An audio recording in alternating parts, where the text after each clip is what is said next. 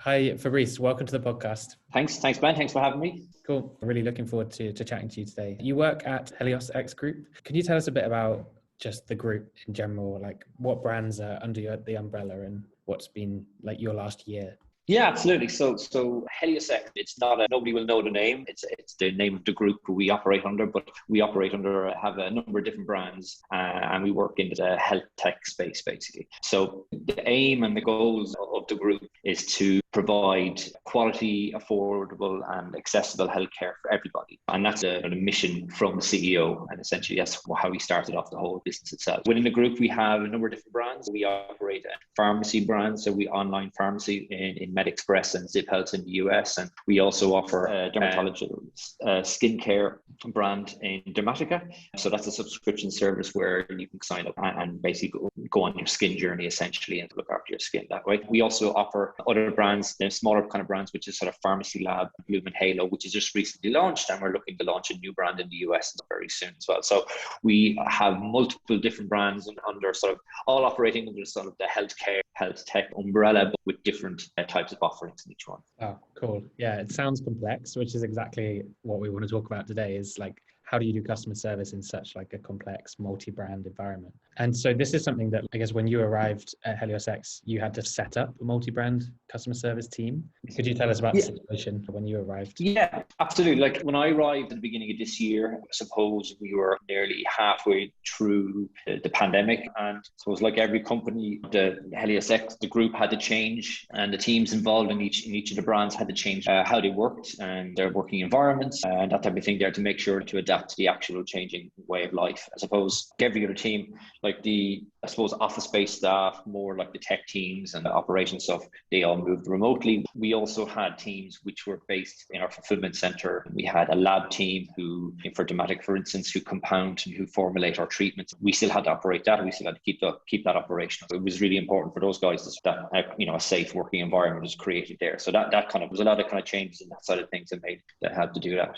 I suppose one of the big things that happened was that last year when the pandemic hit, Dermatica saw a massive uptake in subscriptions. Literally overnight, you look at sort of an average subscription on a monthly basis, it was around maybe 1,000 subscriptions a month. And then suddenly after March hit, beginning of April, it jumped up to 4,000. And then following month, it was like up to nearly like 10,000 a month. A lot of subscription services had the similar impact as well. People were at home, people wanted to do something different, had a lot more time to spend. And so I suppose skincare was probably one of the things that people wanted to do, but never got around to do it. And as that sort of rolled on the rest of the year, that continued to grow. MedExpress continued to grow as well. As a consequence of that, on customer service side of things, contact volume increased hugely. And as a result of that, the teams were being put together fairly quickly. Hence, come January, I joined the business and I was given the task of essentially looking at the whole CS function across all the different brands and reorganizing the whole business so that we can kind of operate far more efficiently, capture the right data,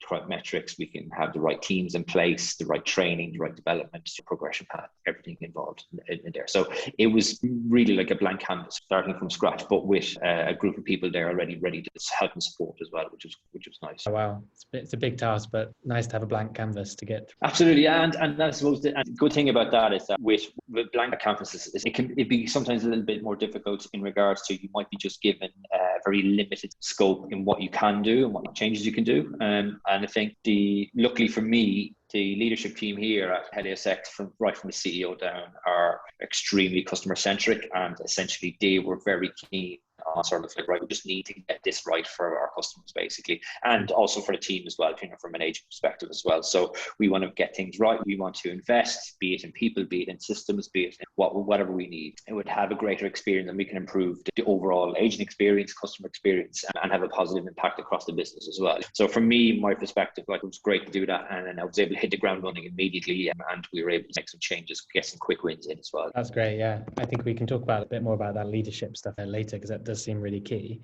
If we're looking at like the challenge of multi-brand customer support, so setting up like a centralized team that actually does different across different companies, like in the group, what is the challenge there? What makes it more difficult than a normal team? Yeah, I suppose the main challenge, I suppose, was deciding whether I wanted to continue and just silo each particular team together. Each team would remain in their own particular brand, handle those particular brands, or would there be any crossover or between each of the brands itself. Now, ideally, in an ideal world, I would have liked to, I wanted to, and we're striving to achieve that, is to have everybody able to jump from one brand to the other now again. But I think at the time we needed quick wins. We were firefighting a bit, and we had to get the house in order. So it was very much, let's get the people who are knowledgeable and who are extremely knowledgeable in particular brands, let them sit in those particular areas there and handle it that way. And that was the main thing there. And then essentially then we could work with those particular brands, look at, okay, what do we need here to fix? What do we need this one to fix? What are the data requirements? What do we need to know? What do we need to monitor? What do we need to track? And we can work that way and make the changes quickly and implement quickly. So for example, I suppose with Dermatica,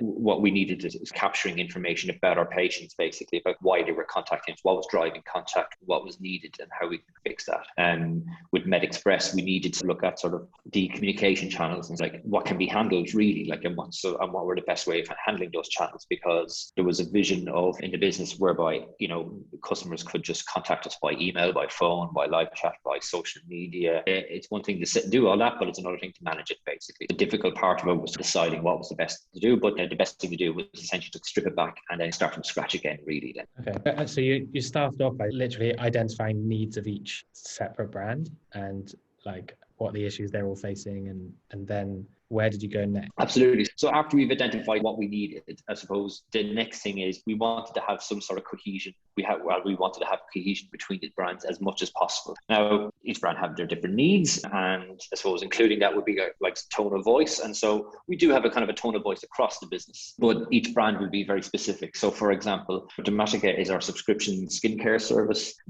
And essentially what we do is we take the users or customers, basically our customers, on a journey for their skin goals. And what we want to do is understand what their skin goals are and basically how we can help them achieve those goals and take them from the journey, from sign up all the way through to their treatment and any issues that they have, and take them on that journey. So that could be 2 months, it could be 6 months, it could be 12 months, it could be even longer as well. So that takes on a different kind of tone of voice to maybe MedExpress, whereby, you know, and Zip Health, whereby we, with those particular brands, then we essentially look at the customers basically want a transaction, they want it quick, they want it now. So there's no real need for a relationship building, that type of thing. They just want their answer, they want to get it now. So we focus heavily on the self-service and that type of thing there, whereas with Dermatica, the human touch is more important really than just giving him a stock answer from a sort of a template or anything at all like that. So just to be clear, do you have agents that are in both teams, or do you separate them, just to make it easier for them to have that tone of voice in one? Yeah, so we have agents in different teams, but we are now beginning to have a small group of agents who can cross over on each brand essentially. So rather than have everybody, we essentially created sort of a progression pathway for the CS function, for the CS teams. And so with those CS teams, each of these more senior members of the team are able then to begin cross training on each different brands then, so that when it comes to, so if it does come to a situation whereby there is a need for a scale up quickly, like what happened last March in 2020, there is the opportunity to do that if needs be for one team to jump onto it.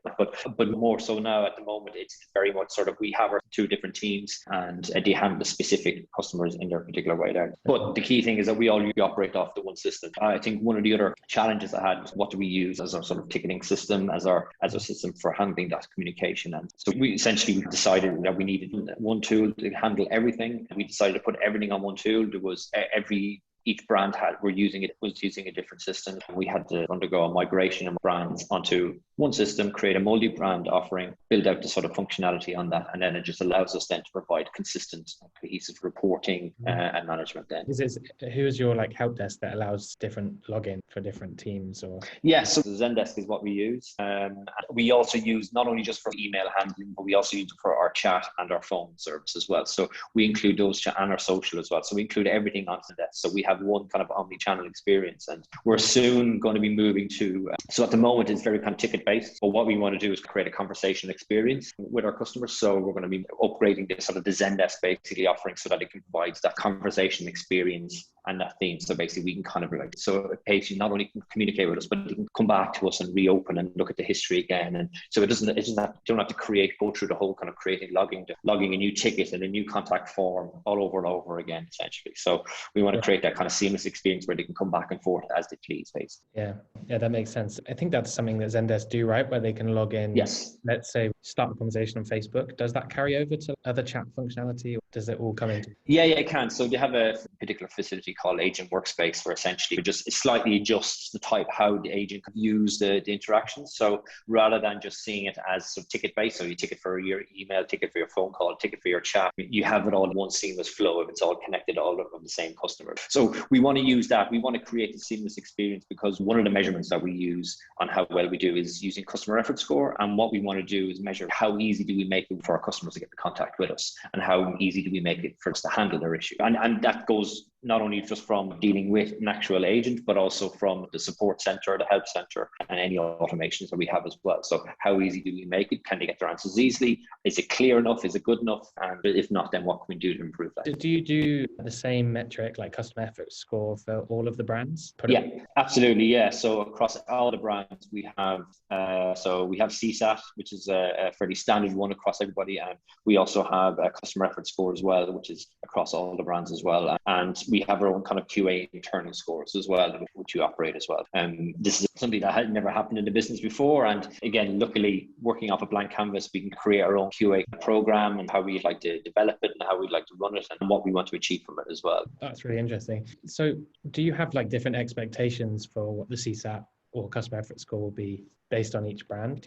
Is there a different CSAT score for each brand, or do you measure all the collective CSAT effort? At the moment, no. Actually, we just measure it all collectively at the same. We have a target. We have a target of at least 95% CSAT score across all the brands, and our customer effort score we want to achieve. So with the customer effort score, I suppose it's fairly new to us, and we're still playing with ideas, looking at industry standard and what the scoring should be. We're aiming to obviously get above 6 out of 7, basically. Kind of anything above 6 out of 7 is what we're looking at. We're at the moment, we're just below 6, which is really good. Without looking into it and making any specific changes to try and manage that and improve that, we're already nearly achieving what we want to achieve. And I think there's lots of room for us to improve. I think I'm 8 months into my tenure here, and there's far more to be achieved than we've done so far as well. So I think so far using CSAT and customer effort score is one part of it, and then we'll definitely be looking at what other kind of tools we can use and other scores and metrics we can see to help improve that. Getting that setup of the measurements and everything in place, it helps you understand where you're at before where you want to go, and like just having transparency basically into what's going on. Exactly. At the very beginning, there was no metrics at all. There was no KPIs. There was no SLA set up. So literally, I had no idea how the teams were performing. You would hear from people from around the business on how the teams were performing, but there was no actual hardcore data to support any of that. One of the key things was to implement that immediately. So as soon as I came in, once we're able to strip back some of the kind of contact channels that really shouldn't have been there, I was able then sort of to put in straight away, okay, what we need to monitor, like how quickly are we responding to our customers, how quickly are we resolving their queries, what are the satisfaction levels among them. And from seeing that data initially, I was able to quickly see, okay, these are the areas we need to target and we need to improve fast on. Yeah, definitely. Yeah, that's really useful. I think like one thing you said earlier about tone of voice and how it has to be a slightly more higher standard of care with the Dermatica, because it's a bit more of a service than it is just helping solve queries. How do you measure that? Do you measure anything different there with them to make sure it's more of a service? I suppose what we're doing now, so with Dermatica, with the difference compared to MedExpress, is that we have our customer service team, which is our frontline team, but we work very closely with our clinical services team. So clinical team are qualified in dermatology, and they provide that clinical and medical knowledge and expertise. So essentially like a second level support. And so between the two teams, what we do is we're doing a lot of QA on that. So what we look at is to make sure that the information that we provide and the approach that's had with the customers in line is what we want, essentially. So before, there was never any guidance on it. It was very much a case of, let's answer an inquiry, let's deal with it now, let's get the answer and let's get it done by saying and close off the ticket, and that's the end of it. And I suppose as a result of that, retention wasn't really a sort of a thing that was looked at or monitored or managed, and whether someone's remained an active subscriber or not was something that wasn't really taken on board or wasn't looked at closely, I suppose, very closely. But now what we look at, we take an active role in that at the moment. Not just from okay, we want to keep them subscribed because it helps the business and it continues to keep increase the subscriber base. But what we want to do is show that we care and we help our customers basically. And so using our quality assurance program, we're creating a quality and training manager role as well, which will be part of the progression pathway that we've created in the customer service function. And that person will look after that side of things as well. And so by measuring that against CSAT as well, we can then see how we're doing. So if our CSAT score is decreasing and our quality scores are decreasing, then we know there's something wrong there and we can tackle specific areas and vice versa. So I think like QA is actually a really interesting topic. So how do you run QA now? I know you're setting up a quality and training manager. How do you run it? How is the way you do QA now different to a normal single brand business? Yeah, so I suppose with QA, what we want to do, so what I found difficult in the past, even in previous roles, was that it was always very much a case of it was left to one person. It was, and depending on the size of the organization, it was either left to a fairly smallish organization or medium size. It was often left to one person with a spreadsheet and basically had to have a number, sift through a pile of tickets and decide which ones they'd like to score, and then provide that feedback. So a very long, drawn-out process. Not really much room for reporting and not much room for coaching as well. And often it lasted probably about a month or so and then usually died off after that. So what I wanted to do quickly was essentially use an existing QA platform that could do the job, that could provide us with all the various services that we would need, and also would allow us to scale with us as we grew. And also, like you mentioned there, because we're multi-brand, we have different sort of requirements across the different brands. We could then create different scoring metrics and scorecards across the different brands and the different channels and the different needs there. So using that then, we're able then to capture specific needs. So for example, we can automate specific ones as well. So let's say we often have a theme. So we don't just select 5 or 10 random tickets per week to score and basically do that. What we do is we run it off a theme. So we'll say, okay, if we've launched a new feature, for instance, or a new particular type of the service, let's say, we can actually target tickets related to that, and we can use specific keywords, tagging, categorization, that type of stuff there to capture those. And then we can score those tickets there, and we can say, okay, over the theme, and maybe we can set goals and objectives for the month basically. So we can say, for example, right, okay, look, we're launching a new feature. We could potentially be an MVP one. So there's potentially going to be a lot of feedback and a lot of maybe some bugs, some issues that we need to look at. So what we do then is we target a QA program around that so that we can then monitor and score and see how our team are reacting to those instances, what maybe could be improved on, maybe it captures some additional feedback. And we use that not just as a one-to-one basis, but we use it then to create coaching sessions, workshops, that type of thing as well. And also as well, we use peer-to-peer round tables as well with all the agents as well. So they can share the feedback, review each other's responses and score them there. And then we have that sort of like interaction among everybody. It sounds like a really great way to do QA in terms of instead of doing 100% of tickets randomly, do you take like a theme and specific topics and try to focus and drill down into one issue that customers are facing and take that down? Absolutely. It really has helped us because it really focuses our mind on what we want to achieve, especially, and really try and capture, especially if it's like a new feature or if it's a new product that we've launched, especially on MedExpress, if we're launching a new line of our products, medication. We want to see what the reaction is like, whether we've changed our delivery service. Perhaps we've done that recently. We've had some issues with delivery to the EU. So we've been looking to see how we can handle those particular issues, those particular queries there, and what's the best way of handling them. And we use the QA as well as a method of tracking and monitoring that kind of progress basically, and see if we can increase the satisfaction levels even if there's an issue perhaps that might be out of our control, but we can see how we can change it up and we can help our customers and help the agents. Nice. Yeah, I think it's great you have a data-driven approach to it. I think that's good. I wanted to ask you maybe if you had to look back to, or if you could go back to yourself before you started on this sort of journey of setting this up, what is like the one thing you wish you knew in advance? I'd say don't be fearful about it. So in the past, there's often a fear of, so I'll give you a quick example of that. So with MedExpress, there was multiple channels of contact. So emails, phones, live chat, social media, completely overwhelmed the team, essentially. Every single one had extremely poor sort of response rates and metrics against it. So my advice at the time was that let's just strip it back. What's the most important thing here? What's the key channel? And it was essentially email. As an online business and online pharmacy, email was like the most prominent kind of channel that was used. I said, let's just strip it back. Let's just use email for now, get that right, and then we can just build it on a bit further. There was instantly, I was met with, we can't get rid of the phones, we can't get rid of chat, you can't take away something that's there. But I convinced everybody it was a good idea. It was the best idea to do. And so we ran with that. We did that. Essentially, after doing that, we were able to get the house in order by email for our emails and complete our migration to Zendesk. I was able then to reintroduce the phone system with a proper kind of service, proper IVR system in place and proper kind of structure in place with overflow system, that type of thing. So I think my advice would be like, it's easy, I suppose, for someone in a customer service function to not have any fear of that, I suppose, but it's, it's definitely convince your sort of leadership team and your people there that it's definitely it's the best idea if you need to do that. You can easily quickly turn it around as well. Yeah, definitely. I think that's great advice, actually. I can imagine the situation of having to analyze each channel individually and try to improve and identify what's wrong and what could be better is much harder than just like start again. Absolutely. And it's not a detriment. You're gonna, if you're already fighting a fire, like having a little bit more is not going to be a detriment or anything else. So you may as well just start from scratch again and move quickly, because it's a lot quicker to move than trying to adjust and fix something that probably is completely broken and just needs to be something new and fresh again, essentially. What would your advice be in terms of like culture perspective?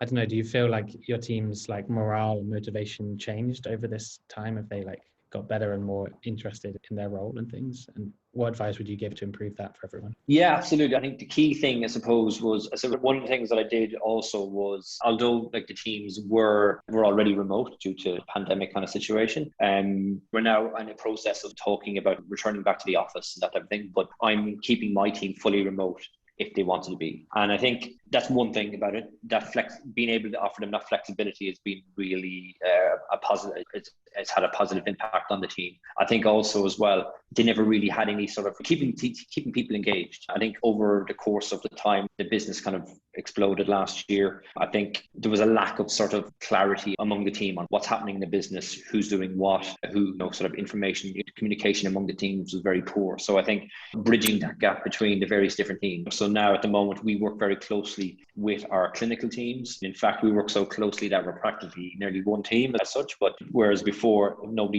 even knew who was working in each team. So it was completely different. So I think getting people involved and getting people closer together is really, really important. I think the one big win we've had so far is just providing that sort of progression pathway, that opportunity where the guys in the team, they were put together and and told, this is your role. That was it, really. There was nothing else that they could, there was no sort of didn't really see a future unless it was outside the company, really. And so what I wanted to do is change that, because there's some really highly skilled people within the team, and I really like them to stay not just maybe in CS, but to stay within the business as well, because they can help. And so we provided a progression pathway within CS, and then there's a progression pathway in the business as well for further afield as well. But within the customer service function, we're now offering opportunity for people to start off as, if you come in as an agent, you can then move up to progress up to like senior level training specialist, a specialist in this kind of product, a link between kind of our clinical teams and customer service teams, opportunity for potential team leads, that type of thing there as well. I think I definitely agree. I think to feel like respected, and if you want to stay at a company, you have to have a clear vision of what's next or where can I grow.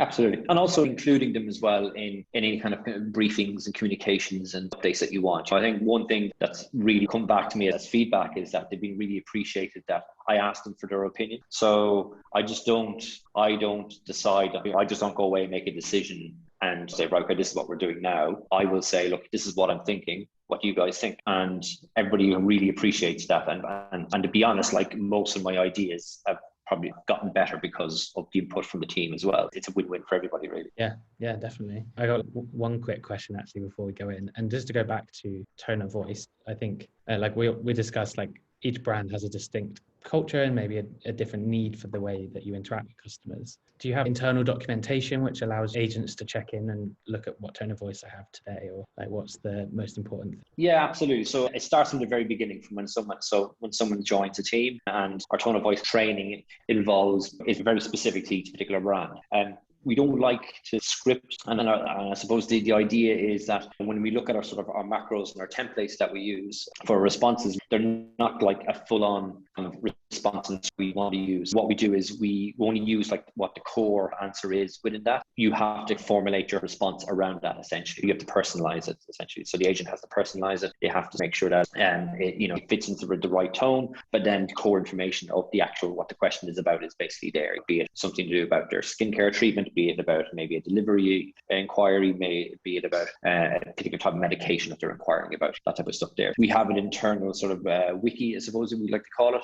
and that's used as a reference guide, and we use that as more or less sort of the training material, but we use it as a reference guide, and we're constantly being updated. And I suppose that with each new brand that we're bringing on board, we're going to have different sort of requirements.